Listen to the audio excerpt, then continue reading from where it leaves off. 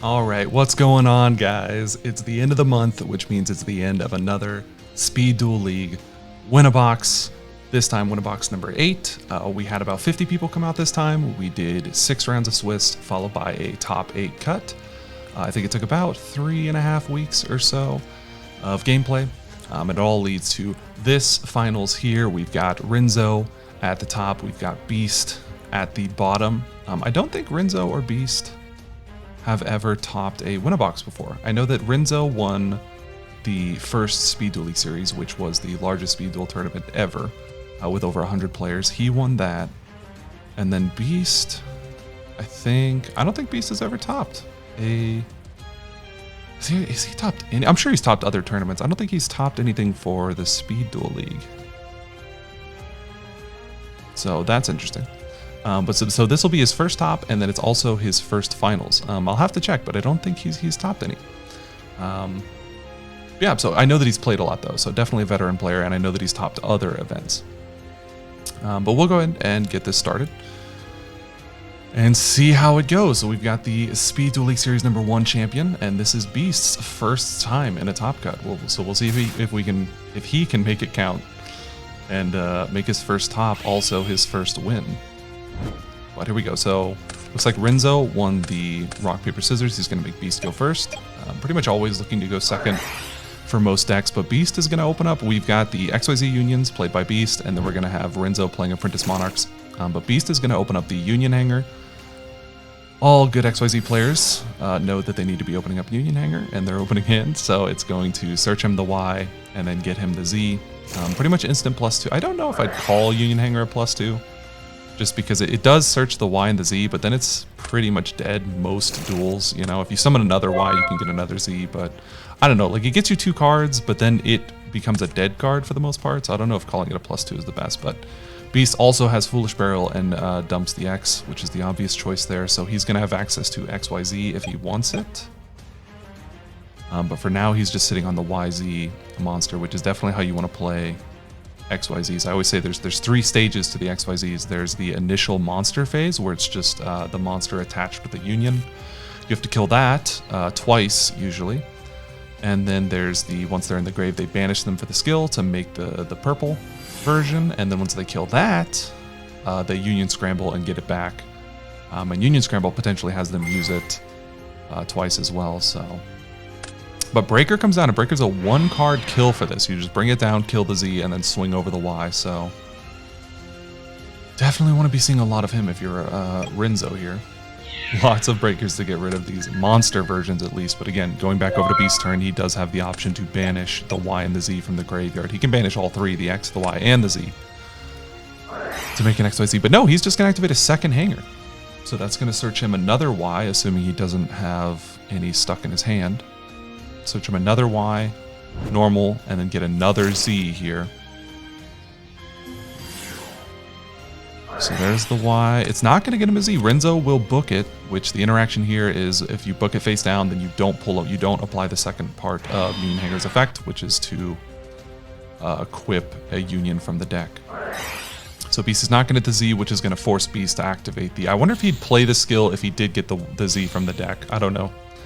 But he's going to activate the skill here, pretty much force 2 to make a YZ, and that'll get over the Breaker. Assuming no spheres here. He has 3 cards in the hand, so possibly a sphere. Nope, not going to sphere it. Renzo could potentially use his skill here to take the YZ. No, he's not going to. Okay, just set 2 and pass. So Renzo more than likely doesn't have a tribute summonable monster here. Potentially still has a Spheric Repo. Flips up the Y, drops a Z. Z is not going to trigger the Union Hanger, but this is technically lethal on board if Renzo can't stop any of these attacks. He's going to swing with the YZ first, drop a Zoma. I don't think it matters too much if you swing at the YZ first there, because it's just kind of the same end result, assuming Beast actually has something for this Zoma. So that might have been why Beast didn't care if he swung first. It's going to be the offerings. I thought maybe a book. But Beast is going to have to skip his next draw phase because of it. So this is still lethal on board. Renzo does have a book. Okay, so he can stop the attack. Flip the YZ. This is still 2 more direct attacks. Renzo could still potentially have a sphere here, but I think if he does, don't use it. Just drop the 1000. If Renzo's not playing Cosmic Cyclone, being at 1000 isn't even really too big of a deal. But we'll see. I expect to see his skill come down here. He's been sitting on a couple cards for a while in his hand. He's only ever really played 1 or 2 cards per turn. I think just 2 cards, right? Yeah. First turn he did like Breaker set 1. Second turn he did set 2. So he's got to be sitting on something. He's thinking. Why is he still face down? I think Beast still has, yeah, he still has the Z in the grave, so he still has access to XYZ if he wants it. If he makes it here though, Beast can't draw, so no XYZ this turn. This face down could also be a Union Scramble, or Union Scramble, this face down that Beast has got here. Up comes Y, yeah, okay, so it's an Apprentice Magician. You could probably infer that just because Renzo wasn't scooping. So if it was anything that, you know, could only absorb 1 attack, he probably scoop. So Beast has a decision here if he wants to kill this Apprentice Magician and let Renzo in on Old Vindictive, or if he wants to leave the Apprentice. I feel like that's maybe a it's one of those things where you don't know if it was a misplay until after you see what Renzo has. Giving him, because now Renzo can potentially clear Beast's entire board here, and then it goes back over to Beast, and Beast is going to have to use his skill to get monsters back on the board, because he could Old Vindictive, he could use his skill to summon a monster. Yeah, he can skill a monster here, he can Old Vindictive a monster. I guess he could skill a Y and crash it into the Z, technically. And then it'll go back over to Beast. But I think Beast is fine with that because he does still have the Y. He'll have the Y and the Z. He still has the X. And then he also has a YZ here. And I am willing to bet that this is Scramble, more than likely. I guess it could also be a book. If he's playing that, he hasn't seen any books yet. Down comes Breaker. If this is a Scramble, we're going to find out if this is a Scramble because he's going to be able to pop it here. If it's a Scramble, that's great because he can't chain to here to summon anything because his board, so it was a Scramble.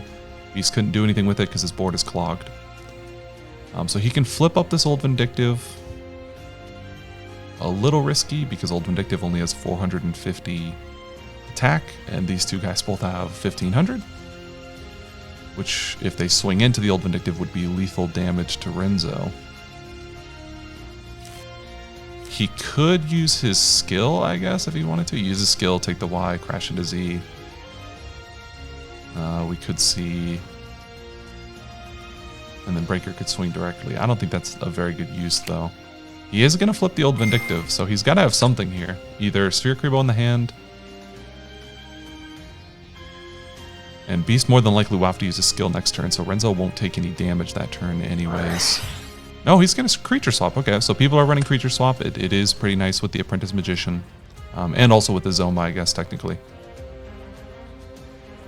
You give your opponent the Zoma or the Apprentice Magician, and then whenever that Zoma or Apprentice Magician dies, you still get the effect because it goes to your graveyard, and so you're the one who gets the effect. But he's going to give him the Old Vindictive. Beast will decide if he wants to give him Y or Z here, and basically I guess it's just a decision of does he want access to X and Z next turn, or does he want access to X and Y? So it looks like he wants access to X and Z.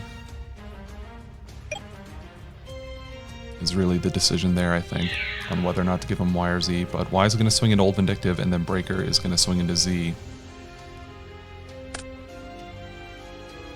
And so he was able to clear Beast's board, and that was off of giving him the Old Vindictive. But I guess if he gave him... Yeah, I think that was a misplay. I don't know, because if he gave him the Apprentice Magician, I guess he could have stolen like a Z and given the Apprentice Magician and then swung over the Apprentice Magician. But then Beast would still have YZ here. I don't know. I feel like it might have been a misplay swinging over the Apprentice, but with the Creature Swap, maybe it wasn't. I'm talking about whenever Beast chose to swing the YZ into the Apprentice Magician and let Renzo end on Old Vindictive. Might have been a misplay. But he's just going to use the Union Scramble, and he's not going to banish at all. He's going to use a Union Scramble, get back a Y, and then get a Z from the deck with that Union Hanger. So that Union Hanger is putting in work. And he's not going to banish again, so he's just staying on these monsters. could potentially be riskier. I don't know what this face down is, but Renzo doesn't see a tribute summonable monster. He could have stolen with the skill. He could have skill and stole this and then tributed it off and potentially had lethal if Beast has nothing to stop the attacks. But I'm willing to bet he's probably got a Union Scramble, knowing XYZ Union players. They have always got a scramble. But we'll see what Beast wants to do here. He swapped Breaker to defense mode, which makes me think he can't stop an attack. If he could stop an attack, this might have been a misplay, because yeah, Beast is going to bring up the Z. And now he can potentially swing over the Breaker and then swing for game. So if Renzo could stop an attack, maybe a misplay to keep the Breaker in defense. It looks like Zoma, so maybe he couldn't stop an attack, so he needed to put the Breaker in defense. Zoma will not be lethal, so it is just kind of a dies, and then Beast takes 1500. Puts him in lethal range for a third Zoma, if he's got it, I guess. Will we see Renzo's skill here and summon a tribute? He hasn't seen, he's gone through how many cards now? 13, 14, 15. So Renzo plays 25 cards. I would not play 25 cards, but... Okay, so skill comes down, takes the Y. And then we'll see if he does not tribute. He just takes the Y to crash into Z, so I guess Renzo just has nothing. No tribute summonable monster. I thought he was going to take the Y and tribute off, but he just takes it to swing into Z because that's the only play that he's got. And Beast still, and he doesn't have to use his skill, so Renzo's not protected. And this will be lethal if Renzo can't stop both of these attacks. A third Zoma would be problematic. Nope, just scoops it. Just scoops it, couldn't stop both attacks. Interesting. Little unlucky from Renzo not seeing any of his tribute summonable monsters. I feel he went through how many? 15, 16 cards? You have to assume he runs 3 Monarchs, so that was just Apprentice. That was just Apprentice versus XYZ Unions. No Monarchs for Renzo. But Beast, I think played it right. I think even if Renzo saw Monarchs there, I think the Beast played it like nice and slow, and kept his pieces in his graveyard. So even if Renzo did see a Monarch there, it potentially doesn't really matter. I guess unless it's like Kaiser. Kaiser would have been a really nice one to see. Other than that, I don't think it really, like if it was Genzo or something, potentially doesn't really matter all that much. But Beast is going first again. Renzo chose that because Renzo lost. So down comes another turn 1 Union Hanger plus 2 set cards. Definitely, if either of those is scrambled, Beast has got exactly what he wants. Allure from Renzo. See what he banishes here.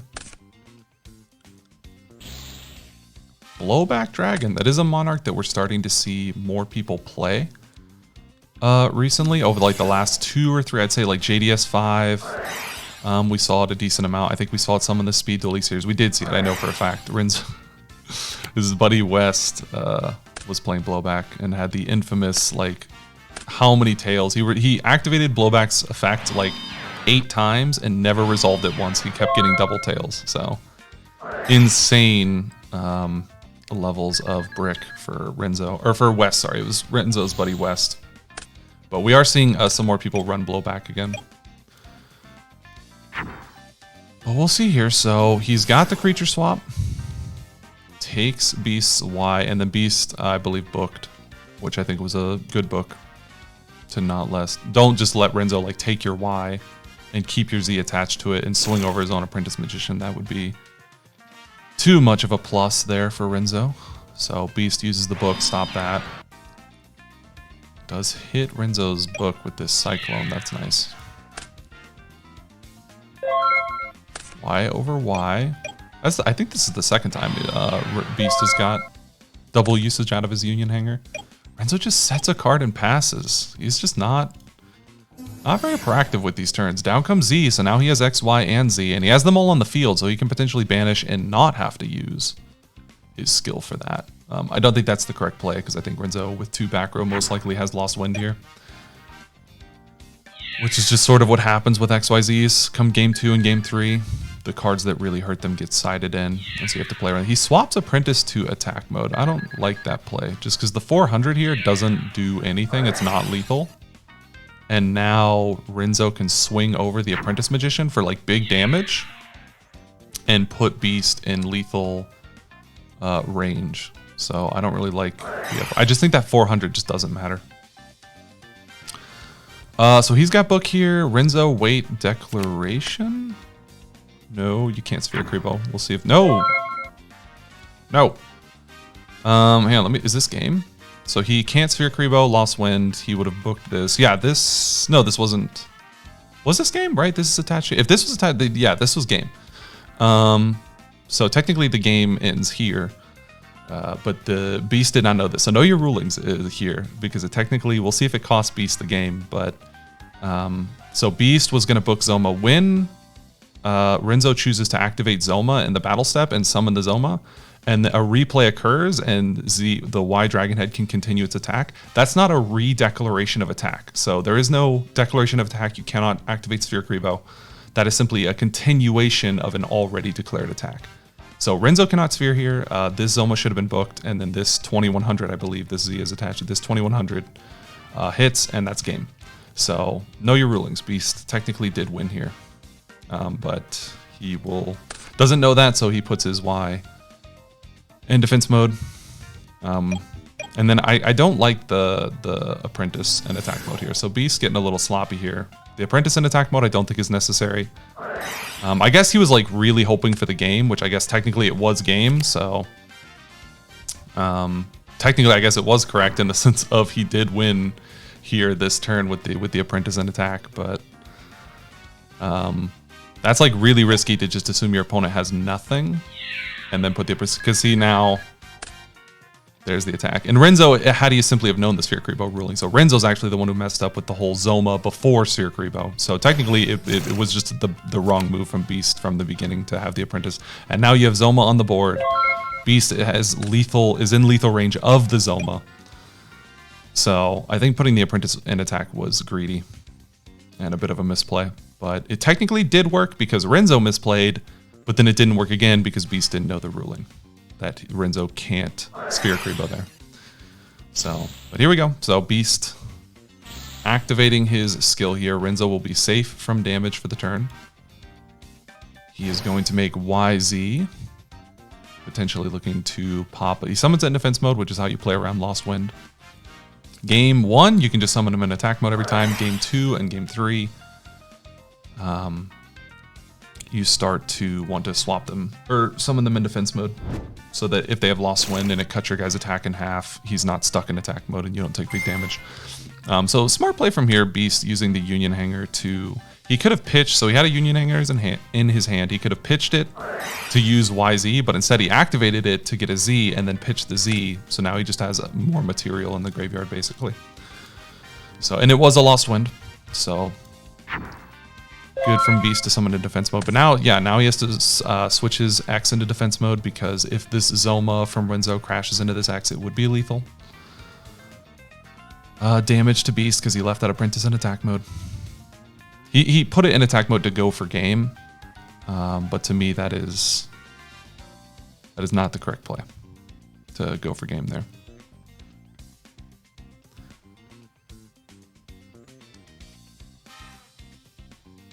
But just because it's too risky, it's too greedy to go for game there, and it wasn't. It wouldn't have been game. Renzo did have Sphere Creepo, but then Renzo messed up and didn't Sphere Creepo correctly, so it's sort of like it's got multiple layers to it. But to me, it shouldn't have swapped the Apprentice to attack. Too risky. But we'll see what Renzo wants to do. Both players have their fields clogged. Beast does not have Union Scramble, but he's due for it here pretty soon. He hasn't seen one yet, and he's only got 9 cards left, and I assume he's got 3 Scrambles, so. Beast's field is clogged. He's got a dead YZ, but he has X, Y, and Z all on the field. If he makes them, then it will reset this Lost Wind from Renzo. So we'll see what Beast wants to do to get around that. Renzo thinking he could flip up this YZ. I believe this is a breaker, right? We saw this get booked, right? Yeah, booked. He's not going to flip up any of them.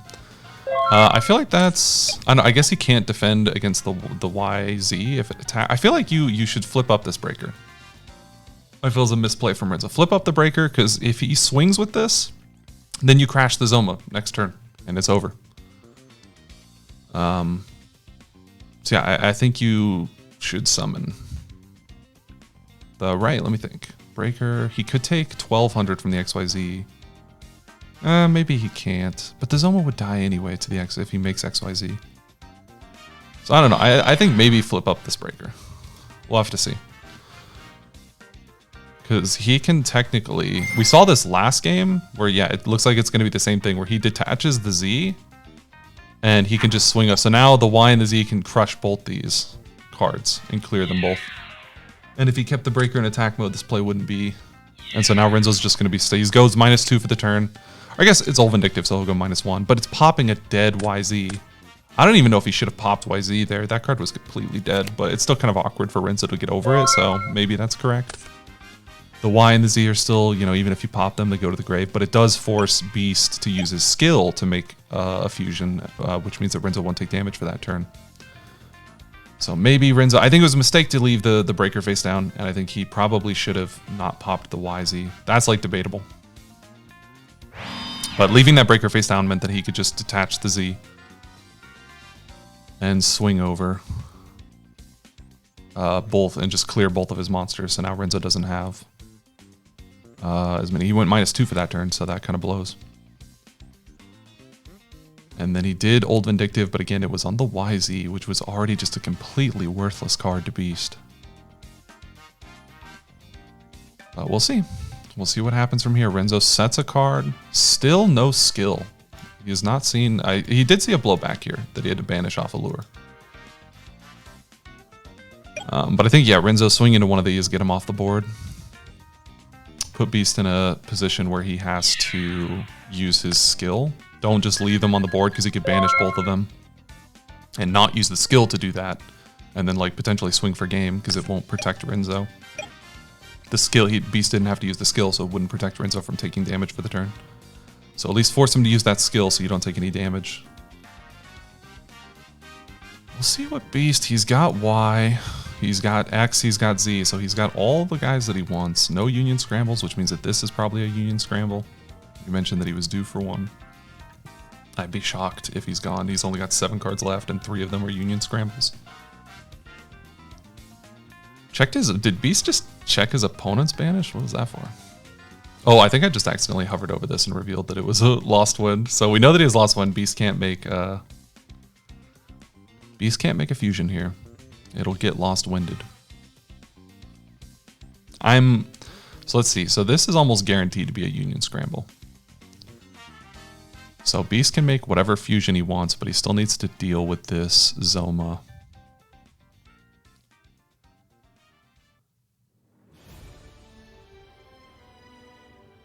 He could make an XYZ and just pop the Zoma if he really wanted to, but then he opens himself up to Renzo taking that XYZ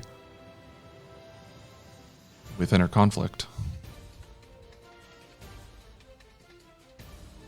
But Beast should have Scramble. This should be Scramble, so he wouldn't lose in that instance. And that would get the Zoma off the field. How many Zomas has Renzo seen? Just the one. It will reset Renzo's Lost Wind, and we already see this first Lost Wind, so we already know that Renzo's protected from the fusion play. He's got 2 Lost Winds, one that'll reset and one that's already face down. So Beast is going to need another way to deal with this Zoma. Going into battle phase. So does he have a way to deal with it? He can't just be swinging. Attack declaration good. If Renzo has Sphere, I feel like he should probably Sphere here. Maybe, I don't know. It's weird that, I guess, does he have something in the hand? Like, does he have Book in the hand or Offerings? We saw Offerings. He's got Book. So he saw his, okay, so the 3rd book comes down. That's going to flip the Zoma, and then he has Scramble. This, I'm willing to bet anything that this is Scramble. But Renzo still has 2 cards. He could potentially be able to stop both these attacks. So it is Scramble. There's a Scramble. Z and Y, and then Renzo needs to stop both of these attacks. And it's just game, GG. So there you go. So he didn't have, what were these? Oh, I'm so stupid. We already knew that this was lost win. So it was game 100%. But that was, and then he had a dead creature swap in his hand. So that was a risk. So Beast took a little bit of a risk in that he did not know what these two cards were. And if they could stop this attack, and then it goes back over to Renzo, Renzo could get like another opportunity to take control of the board. I don't think it'd be too bad because again, Beast is sitting on a ton of pieces here to go into on his following turn to make more purple boys. But definitely huge congratulations to Beast. This is his first time topping and he makes really good use of it and actually wins the whole thing. Renzo's still a great player. His first top as well, but he has won the Speed Duel League series. And I'm almost positive that Beast has topped other events, just not for some reason Speed Duel League events. So big congratulations to Beast. I like how slow he played. Like you can see here where he went through one. He went through 2 Union Hangers. I believe one of these Union Hangers resolved twice. So like he summoned another Y and got another piece. So these Union Hangers fetched him a lot of pieces, but you can see he only made 1 purple boy. He only made 1 YZ. The rest stayed in the... So he definitely played this very like slow... I'm only going to use my monsters and then force the inner conflict player to like use their skill to deal with it and then make my purple boy. So I liked how slow in that and how much he relied on his monsters instead of the purple boys. And then you see here, he literally won with just swarming the board with Union Scrambles once he cleared the Zoma. Which also kind of goes back to where Renzo kind of let his breaker die earlier on by not flipping it up into attack mode. But still, really well played by both players. Congratulations to both of them for just topping and making it here. And then big congratulations to Beast for winning his, not only, I believe it's his first Speed Duel League top, but it's also his first Speed Duel League winner. So he is the Win-A-Box number 8 victor. That is going to do it for Win-A-Box 8. It is now all wrapped up. And stay tuned. We're going to go and get into the deck breakdown so you guys can get a better idea on the decks that were played this time around. Alright guys, we are back with the deck breakdown for Win-A-Box 8. We just saw Beast win the entire event with his XYZ Unions, taking down Renzo with his Apprentice Monarchs. But let's get into the rest of the decks that were played for this tournament. So as always, we're going to start from the bottom to the top here. So at the bottom, we've got Warrior Moth, which one played and they did top. That was Theo from the Speed Duel crew. He's actually done this twice. He also topped with Warrior Moth in Win-A-Box, I want to say 6. He made top 8 with that out of top 16. And then this actually went to top 4 this time. So Warrior Moth is a deck that hasn't really been widely played for about a year. Now, it was about this time last year whenever Warrior Moth was actually considered the best deck of that format. But ever since the Twisted Nightmares deck came out, it made Dark Moth the preferred way for players to play the deck.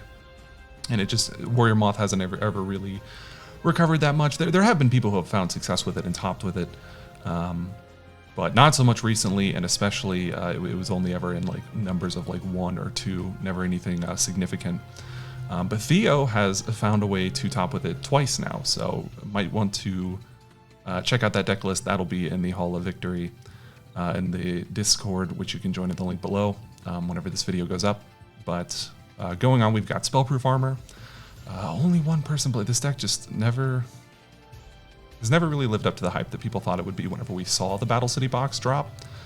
So that's a bit of a shame, but Relinquished, one, that is Yomero, still playing Relinquished. He actually did the unthinkable and topped with it in the Speed Duel League series. I think he made top 8 there, so that was really impressive. Unfortunately, didn't top this time around, but what are you going to do? Moth Stall, interesting deck where it's 30 card Moth. They run a bunch of stall cards alongside the Moth package. I actually haven't seen a deck like this. I think I've seen a deck, but the last time I really saw this have prominence was this time last year. I think it was YCS Vegas and YCS Ultric, I want to say was the European one that was going on at the time. In the Giant Card events, Mike and Marco took Moth Stall to those events. Always an interesting deck to see, combining the aggressiveness of the Moth package with stall cards. But we've got Heavy Metal Raiders, we've got Guardians of the Tomb, or Guardian of the Tomb, sorry.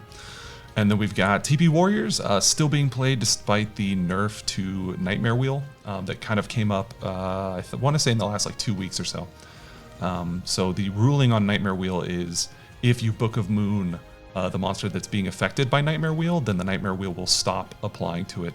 And that wasn't the way that we were ruling it previously. But now that's the way that we rule it, and that kind of hurts Twisted Personality decks, or any deck really that runs Nightmare Wheel. The fact that Book of Moon can now kind of counter that card a little bit really hurts. We have Stego Control, which is the Thieg guys, still trying to make that garbage work. I'm just giving them crap. We've got Skull Servants, which I always like seeing played, and I think is a really interesting deck. I love the things that it can do with Creature Swap, where you can, it's got a lot of targets for it. You can give your opponent a crappy vanilla Skull Servant that you can then kill and send to your graveyard to make your king bigger. You can give them your own king, and the king will go down to 0 attack. You can give them a Zombina, which when you kill will go to your graveyard, and so you will get the resurrection effect. You can give them a Goblin Zombie, again you will get the search effect. I think that's all, but that's a lot of targets. That's pretty much all the monsters that they run are compatible with Creature Swap, so you see a lot of Skull Servant decks running that. Unfortunately, nobody topped here, but I still think it's a deck that you need to be aware of and like have outs to. Moth OTK, which again, I think I mentioned this last time, but the difference between Dark Moth and Moth OTK, because both are just Moth OTK builds, is this build does not run the Dark package, specifically Allure of Darkness. Moth OTK sacrifices that for more back row cards and like Cosmic Cyclone and things like that. I don't know how I feel about it. I do think that Dark Moth is just the superior way to play Moth. Outside of this Warrior Moth, that's interesting. But Dark Moth, I think, is probably the best way to play Moth. I think sacrificing the Allure is just not the way to go. And I mean, you're kind of seeing it here with the number of people playing and the number of people topping. Dark Moth actually only got 1 top, but still, it's if you've seen the tournaments over the last like month going on in the Discord and in the Hall of Victory, Dark Moth has been everywhere. It's been all over the dueling book ladder. So I do think the Dark Moth is the correct way to play it, and you kind of, the tops and the number of people playing it kind of support that. But the Allures are just so important. Being able to draw into much needed like Paranoid pieces or Moth pieces. I mean, God knows how many games Dark Moth players have won off of a really, really clutch Allure, getting them the Paranoid that they needed, the second Moth, perhaps a Night Beam or a Breaker to like get rid of the last set card that their opponent had, or maybe a Lava Golem or Santa Claus to tribute off your opponent's monsters. The Allure is just too alluring and too good. I think Dark Moth is the correct way to play it, and don't sacrifice the Allure card, just add the Dark package. It's really simple. Dark monsters are really strong. But after that we got Magnet Warriors. 3 people, still seeing like decent representation though. Not really ever seeing the success that they initially saw in the beginning. I think Art LeQuint back in Win-A-Box 5 won with Magnet Warriors. Won the whole event, but ever since then it's just been downhill really. It's just, there's always a decent number of people trying to play it. It is a fun deck, but it's not really that competitive of a deck, unfortunately. But then we move up to the top 4 decks that pretty much everybody really expects to see. I guess Dark Moth, you know, is more recent, but these are definitely the 4 decks that everybody expects to see in the Speed Duel meta right now being played a lot. So we've got XYZ Unions. My vote for best overall performing deck for this tournament. So usually XYZ Unions, we see them like higher up. We see them like number 1 or number 2 on this list, not number 4. We don't see them at 6. They're usually higher to double digits or into the double digits. I think a lot of that had to do with sort of the rise of Dark Moth. This is really the first Win-A-Box where Dark Moth saw a lot of play at 7. Usually it's at like 1, 2, or 3. So I just think that like a couple people who would normally be playing Unions swapped to Dark Moth. And so Unions dropped from like 10 to 6, and Dark Moth dropped from like 3 to 7. So I think a lot of people hopped off the XYZ Union train for the Dark Moth train, which has left the station relatively recently. But for XYZ Unions, 2 people did top. That is our winner. You saw Beast top and win with it. And then the other person was Ursus, who was undefeated in Swiss with it. He finished first place in Swiss with the XYZ Unions. So that's really impressive. That's just, you had a winner, and then you had a near undefeated player who finished his tournament 6-1, unfortunately lost in the top 8. But still, that's fantastic. First place Swiss, first place overall, both go to XYZ Unions. So that's super impressive. And that's why they get my vote for best overall. You know, 33% of the deck tied up here with Apprentice Monarchs for number of people topping compared to number of people who played the deck. So people may be hopping off the XYZ Union hype train a little prematurely. But then we move on to Dark Moth, a deck that I'm kind of sad to see up here, to be honest. The current build that's going around where you run the Dark Moth pack, or you run the Moth package, you run Allures, you run Breakers, Sphere Kribos, and then something like a Dekoichi or a Nudoria for a little bit more dark monsters. And then you just run Night Beam, Cyclone if you want to. The Breakers also pop aggro, and then you can have a Santa Claus or a Lava Golem in the main deck. And that's the current Dark Moth build. It's super oppressive, very, very little interaction with your opponent. You simply pop their back row with your Night Beams and Breakers. You tribute off their monsters with Santa Claus or Lava Golem if need be. And then you will Paranoid that Santa Claus or Lava Golem and drop double Moth and OTK them. Not very fun to play against. Not even really maybe that fun to play. So I'm pretty happy that only one person topped with it. There were a couple people bubbling with it, but that happens. So hopefully, maybe the hype around it dies with this tournament having, almost 50 players, a decently sized tournament, and only having one person top with it out of 7. But very, very oppressive deck. Honestly, I've not felt a deck this oppressive since Serpent Knight Dragon in terms of just not just oppression, but how little interaction there is. It's super simple, very little interaction. I think it's not very healthy for the speed duel format. So we'll see how long it takes for this version of Dark Moth to kind of die out. The last version, people thought that Moth would forever be around and always be good, and then they added a card as simple as Jinzo, which nobody would thought would be a card that could kill Moth, and it did. So I'm sure if we get more sets, more cards, or just different builds, the meta sort of evolves on its own, we may see Dark Moth go away again. But after that, we got Apprentice Monarchs 9.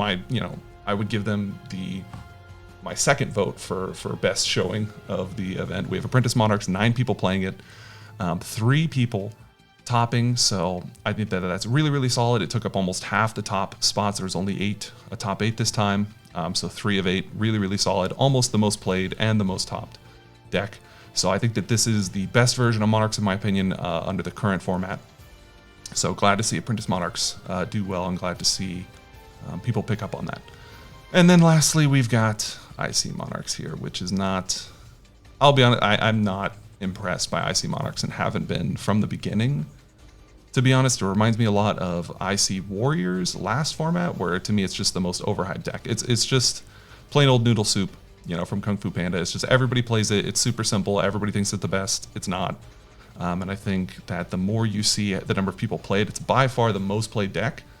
I don't even think it has the most tops. So it's just, and I think that really shows that the number of people playing it is there, but the number of people topping isn't really there, and the number of people winning especially is not there. It's been the most played deck in almost every single tournament since it became a thing with the Battle City box coming out in early December, or I guess late November for Europe.